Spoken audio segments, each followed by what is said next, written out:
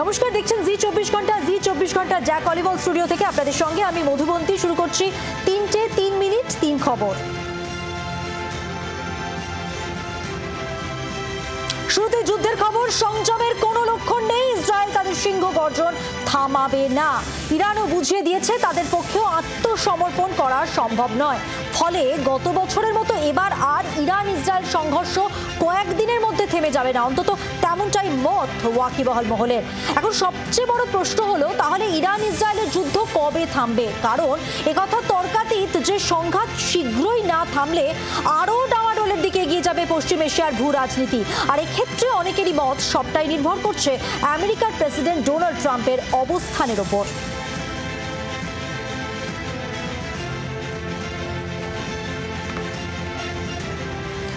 ইরানে এবার বড় অ্যাকশনের পথে আমেরিকা। তেহরান খালি করার পরামর্শ মার্কিন প্রেসিডেন্টের। G7 সম্মেলন কাটছাঁট ট্রাম্পের। আমেরিকায় ফিরে মধ্যপ্রাচ্য সফরে যেতে পারেন আমেরিকার প্রেসিডেন্ট। ইরানে বড়সড় আঘাত হানতে চলেছে আমেরিকা। আমেরিকা কি এবার সরাসরি ইসরায়েলের পক্ষ থেকে যুদ্ধে জড়াবে? সময়ের সঙ্গে সঙ্গে সম্ভাবনা কিন্তু প্রবল হচ্ছে। কানাডায় G7 সম্মেলন কাটছাঁট করলেন এবং ফিরছেন দেশে। অন্যদিকে দক্ষিণ চীন সাগর থেকে মধ্যপ্রাচ্যের দিকে রওনা দিচ্ছে মার্কিন রণতরী। তাহলে কি এবার যুদ্ধক্ষেত্রে সরাসরি যোগ দেবে আমেরিকা? চুপ থাকবে কি রাশিয়া, চীন? তাদের কি অবস্থান হবে? তৃতীয় বিশ্বযুদ্ধের আশঙ্কা ক্রমশ ঘনীভূত হচ্ছে। ট্রাম্প বলছেন যে তেহরান খালি করে দিতে মার্কিন রণতরী ইরানের দিকে এগোচ্ছে। আরেকটা G7 সম্মেলন কাটছাঁট করে ট্রাম্প ফিরে আসছে। ফলে আমেরিকা যে একটা ইরানকে হুঁশিয়ারি দিচ্ছে সে ব্যাপারে কোনো সন্দেহ নেই। আমি কিন্তু এই যুদ্ধের শুরু থেকেই বলে আসছি যে ইসরায়েলের হামলা কিন্তু বিচ্ছিন্ন নয়।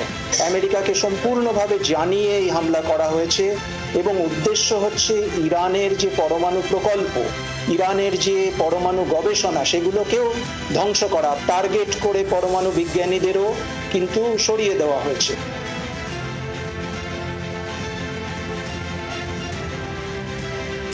ট্রাম্পের তেহরান খালি করার পরামর্শ। ট্রাম্পের পরামর্শের পর আরও তীব্র হামলা। তেহরানে মিসাইল বর্ষণ ইসরায়েলের। তেহরানে মৃতের সংখ্যা 200 পেরিয়ে গিয়েছে। মধ্যপ্রাচ্যের নকশা বদলে দেব একেবারে, হুঙ্কার ইসরায়েলের। তৃতীয় বিশ্বযুদ্ধ ব্যালিস্টিক মিসাইল পর্যন্ত হলে একটা বোঝা যায়, কিন্তু যদি ওটা নিউক্লিয়াস হয়ে যায় তখন কিন্তু মানে পুরো আমাদের আর্থটাই একটা এফেক্টেড হয়ে যাবে। মানে কোনো দেশ এর মধ্যে বেঁচে থাকবে না। অলরেডি রাশিয়াকে কর্নার করে দিয়েছে ন্যাটো ফোর্সেস থ্রু ইউক্রেন। আর তো অলরেডি একটা থ্রেট আছে। আর এইদিকে যদি ইরান এক কোনায় হয়ে যায় তখন হয়তো কে কে সাপোর্ট করবে। ওর মধ্যে পাকিস্তানের একটা রোল আসছে।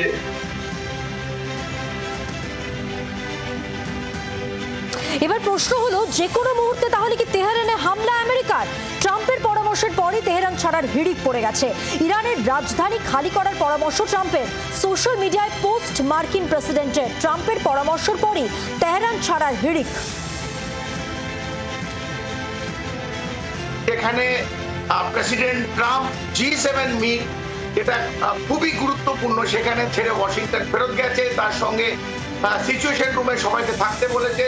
তার মানে এই ওয়েস্ট এশিয়ায় যে অবস্থান যাচ্ছে অথবা যেদিকে যাচ্ছে, মধ্যপ্রাচ্য পুরোটা জায়গায় আরো ঘনীভূত হচ্ছে ভয়ঙ্কর কিছু হওয়ার দিকে। সেটা যদি না থামানো যায় তাহলে আমরা গ্লোবাল কনফ্লিক্টে বেরিয়ে যাব। এখানে যদি মার্কিন যুক্তরাষ্ট্র সরাসরি ইরানের বিরুদ্ধে লড়াইয়ে সামনে চলে আসে তাহলে বহু দেশের ভাগাভাগি হয়ে যাবে। তাহলে আমরা তৃতীয় বিশ্বযুদ্ধ, একটা গ্লোবাল কনফ্লিক্টের দিকে কিন্তু এগিয়ে যাব।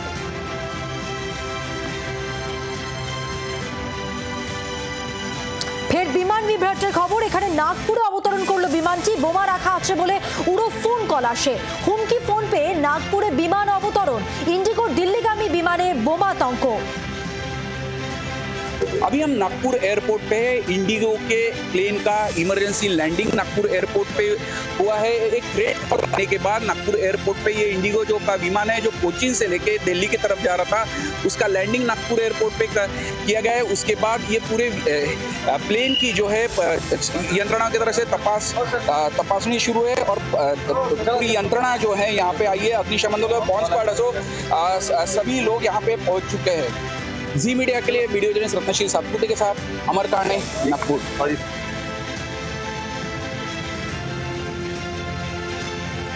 বিমান বিপর্যয়ের পরও একই রুটে বিমান বিপত্তি। আহমেদাবাদ লন্ডন রুটে বিমান বিভ্রাট, যান্ত্রিক ত্রুটির জেরে বাতিল এয়ার ইন্ডিয়ার AI-159 উড়ান। AI-171 নম্বর বদলে AI-159 করা হয়েছিল। আহমেদাবাদ লন্ডনগামী উড়ান আপাতত বাতিল করারই সিদ্ধান্ত।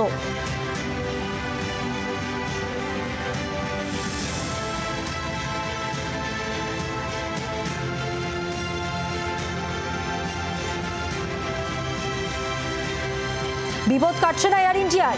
কলকাতা মুম্বাইগামী বিমান যান্ত্রিক ত্রুটি সেখানে এবং সান ফ্রান্সিসকো ভায়া কলকাতা মুম্বাই উড়ান AI-180 নম্বর বিমান টেক অফের আগে যান্ত্রিক ত্রুটি ধরা পড়েছে এবং অন্য বিমানে যাত্রীদের পাঠিয়ে দেওয়া হয়েছে।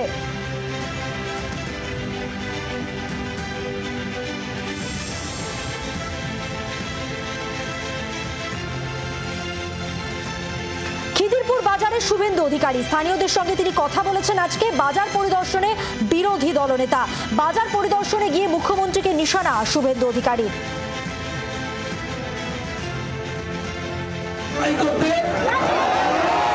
বিধানসভায় আপনাদের জন্য তুলব, মনসুন শাসন চলছে, ঠান্ডা রাখার দরকার নেই।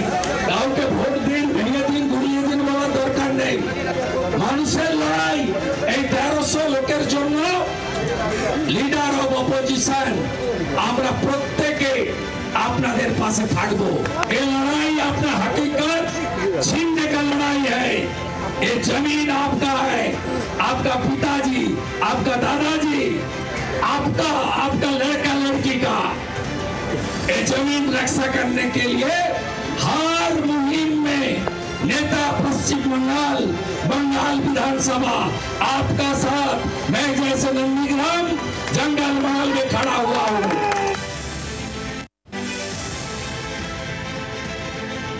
এদিকে বেসরকারি হাসপাতালের বিল নিয়ন্ত্রণের সংশোধনী বিল, আরজিকর প্রসঙ্গ টানলেন বিরোধী দলনেতা। মহিলা ডাক্তার নার্সদের নিরাপত্তার বিষয় নেই কেন, বিলে নিরাপত্তার প্রসঙ্গ নেই কেন, বিধানসভা অধিবেশনে প্রশ্ন শুভেন্দু অধিকারী। যে বিলটা এনেছে সেই বিলটা ত্রুটিপূর্ণ বিল। ব্ল্যাকমেলিং করে নার্সিংহোম, প্রাইভেট হসপিটাল থেকে তৃণমূল কংগ্রেস টাকা তুলবে। এই বিলটা রাজ্যপালের সই হয়ে যাওয়ার পরে কার্যকর হয়ে গেলে 20 লক্ষ পেশেন্ট বাইরে যায়। প্রাইভেট নার্সিংহোম এবং রুগী সবাইকে শেষ করতে চায়। মমতা বন্দ্যোপাধ্যায় চলে যাওয়ার আগে যেটুকু শেষ ছিল অস্তিত্ব স্বাস্থ্য দপ্তরের, এই অ্যামেন্ডমেন্ট বিলের মাধ্যমে তার পঞ্চত্ব প্রাপ্তি ঘটালেন। গুরুতর অসুস্থ সারদা কর্তা সুদীপ্ত সেন, চিকিৎসা না পাওয়ার অভিযোগ সারদা কর্তার, শরীর থেকে রক্তক্ষরণ হচ্ছে সুদীপ্ত সেনের। এসএসকেএম এ চিকিৎসার জন্য নির্দেশ আদালতের।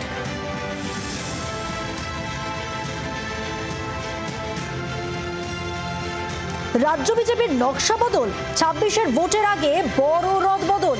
50% পদে ফিরবেন প্রাক্তনরা, প্রাক্তন এবং অভিজ্ঞ যারা রয়েছেন তাদের ফিরিয়ে আনা হবে।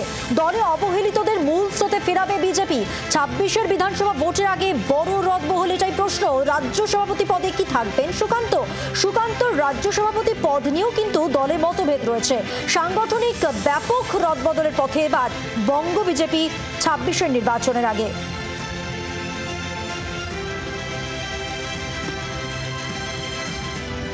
আর এবার অভিষেক বন্দ্যোপাধ্যায়ের পঞ্চবানের পাল্টা বিজেপি। পহেলগাঁও কাণ্ড নিয়ে অভিষেকের 5 প্রশ্ন, পাল্টা অভিষেকের উদ্দেশ্যে 5 প্রশ্ন বঙ্গ বিজেপির। প্রশ্নগুলি কি? কেন প্রমোটারদের সুবিধা দিতে অগ্নিকাণ্ড? পরপর নারী নির্যাতন, কেন ইস্তফা নয় মুখ্যমন্ত্রীর? হিন্দুদের উপর এত অত্যাচার কেন হচ্ছে? কুকথা কাণ্ডে অনুব্রতর বিরুদ্ধে ব্যবস্থা কবে? এসএসসি সমাধান কবে হবে? এতগুলো প্রশ্ন এবার বঙ্গ বিজেপির পক্ষ থেকে।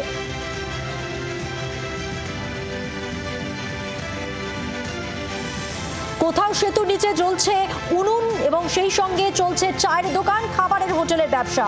জবরদখলকারীরা বলছেন তারা বাপ ঠাকুরদার আমল থেকে এখানে একইভাবে ব্যবসা করে আসছেন। বেশিরভাগ সেতুর নিচেই এক হাল।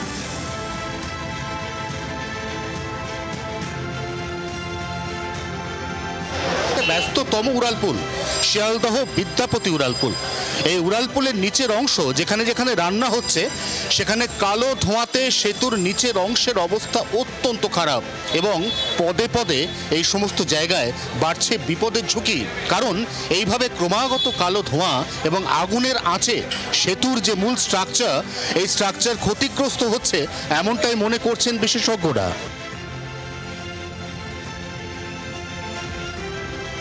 কোথাও সেতুর নিচে চলছে উনুন জ্বালিয়ে রান্না, তো চায়ের দোকান থেকে খাবারের হোটেলের ব্যবসা।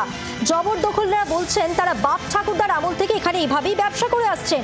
আর বেশিরভাগ সেতুর নিচেই এক অবস্থা রয়েছে। গড়িয়াহাট ফ্লাইওভার সেতুর স্বাস্থ্য পরীক্ষার জন্য যদি কোনো বিশেষজ্ঞ আসেন তিনি সেতুর কোনো পিলার দেখতেই পাবেন না, কারণ পিলারগুলি আপাদমস্তক বিজ্ঞাপনে মোড়া। এর মধ্যে কোন পিলারে ফাটল, কোন পিলার এক্ষুনি মেরামতি প্রয়োজন তা বাইরে থেকে দেখার বোঝার কোনো উপায় নেই। তারই মধ্যে ঠিক এই সেতুর নিচে তৈরি হচ্ছে খাবার, জ্বলছে উনুন, যা সম্পূর্ণ বেআইনি এবং অত্যন্ত বিপজ্জনক বলে মনে করছেন বিশেষজ্ঞরা।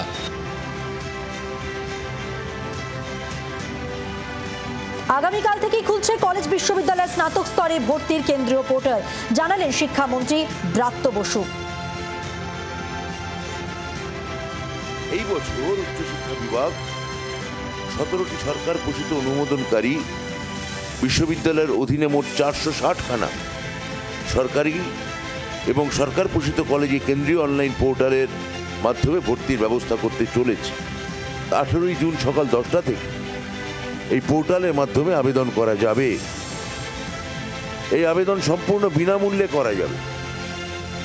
একজন শিক্ষার্থী সর্বোচ্চ 25টি ভর্তি হওয়ার আবেদন করতে পারবে তার পছন্দের কলেজের ক্রমানুযায়ী। আবেদন করার শেষ সময়সীমা পর্যন্ত সে তার পছন্দের কলেজের তালিকা এবং বিষয় সে বদলাতে পারবে।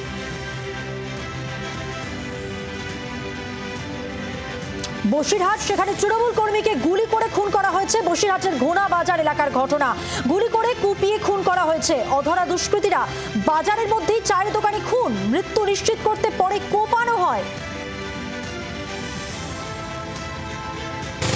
ঠিক 9:30 নাগাদ এখানে মাথায় কুপিয়েছে, হাতে কুপিয়েছে। মানে আমাদের হাজিবাগ সংলগ্ন এলাকায় একটা চায়ের দোকান আছে, ওখানে বসে মানে আমি ভিতরে চা খাচ্ছিলাম আর ও বাইরে একটা বাইকের উপরে বসেছিল। হঠাৎ মানে চেল্লামেল্লির আওয়াজ পাই আমরা, পেয়ে 2-3 রাউন্ড গুলির আওয়াজ হয়। চায়ের দোকান থেকে মানে যে যার মতো দৌড় মেরেছে গুলির আওয়াজ শুনে। তারপরে চায়ের দোকান থেকে আমরা বেরিয়ে যেয়ে দেখি সামনে রক্তাক্ত অবস্থায় পড়ে আছে। না পলিটিক্যাল কোনো ব্যাপার নেই, ব্যক্তিগত হতে পারে। ঘাটাল, সেখানে তৃণমূলে বড় ভাঙন। 26-এর ভোটের আগেই তৃণমূল ও বিজেপি সকলেই নিজের মতো করে রণকৌশল সাজাচ্ছে। আর এই আবহে এবার দেবের সংসদীয় এলাকা অর্থাৎ ঘাটালে বড় বিপর্যয় তৃণমূলের। সেখানে শাসক দল ছেড়ে বিজেপিতে যোগদান একাধিকের। তৃণমূলের গ্রাম পঞ্চায়েত সদস্য সহ বেশ কয়েকজন তৃণমূল নেতা যোগদান করলেন বিজেপিতে। সোমবার পশ্চিম মেদিনীপুর জেলার ঘাটালে একটি বিজেপির কর্মসূচি থেকে এই যোগদান হয়। দলবদলুদের হাতে বিজেপির দলীয় পতাকা তুলে দেন ঘাটালের বিজেপি বিধায়ক শীতল কপাট। উপস্থিত ছিলেন একাধিক বিজেপির নেতাকর্মীরা। শুভেন্দু নামক যে ছেলেটি আমাদের ও পঞ্চায়েতের আগে ও বিজেপি করতো, তো পঞ্চায়েতে ওই বুথে আমাদের জয়যুক্ত হওয়ার জন্য আমাদের ছেলেরা বলল ওকে যদি আমরা তৃণমূলে আইনে যদি প্রার্থী করতে পারি তাহলে আমরা ওই বুথটা জিতবো, ভালোভাবে জিততে পারবো। তো সেই মতন ওদেরই কথা মতন আমরা ওকে করেছিলাম, কিন্তু প্রার্থী হয়ে জিতে যাওয়ার পরে ও প্রচণ্ড পায়না ধরে। ওর শ্বশুরকে পাকা ঘর থাকা সত্ত্বেও জোর করে একটা আবাস যোজনা ঘর পাইয়ে দিয়েছে। শুভেন্দু আর চাপ দিতে না পারার কারণে আজকে বিজেপিতে যোগদান করলো। ওখানে কিন্তু আমাদের কর্মী সমর্থকরা এই মুহূর্তে শান্তিতে আছে যে ও চলে গিয়ে আমরা এবার মানুষের কাছে ভোট চাইতে যেতে পারবো।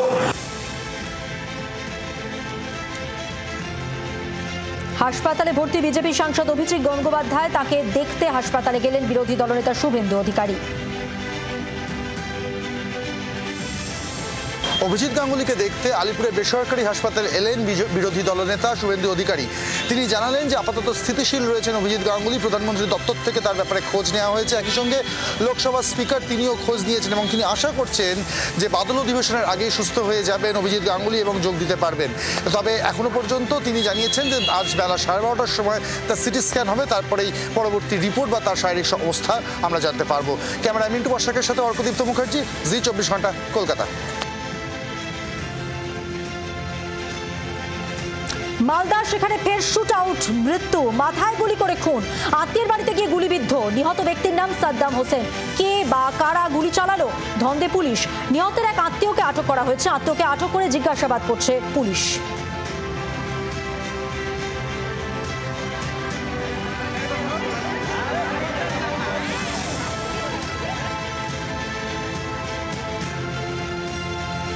দুই থেকে 3 দিনের মধ্যেই বর্ষা প্রবেশ করবে দক্ষিণের জেলাগুলিতে। তার মাঝেই কলকাতা সহ জেলায় জেলায় মুষলধারায় বৃষ্টি শুরু হয়েছে, তার পূর্বাভাস রয়েছে।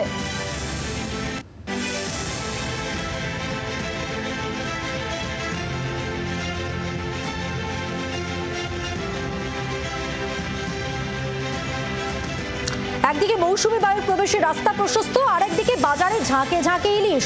জোড়া সুখবর বাঙালির জন্য, শনিবার এই মরশুমের জন্য সমুদ্রে মাছ ধরা নিষেধাজ্ঞা উঠে গেছে।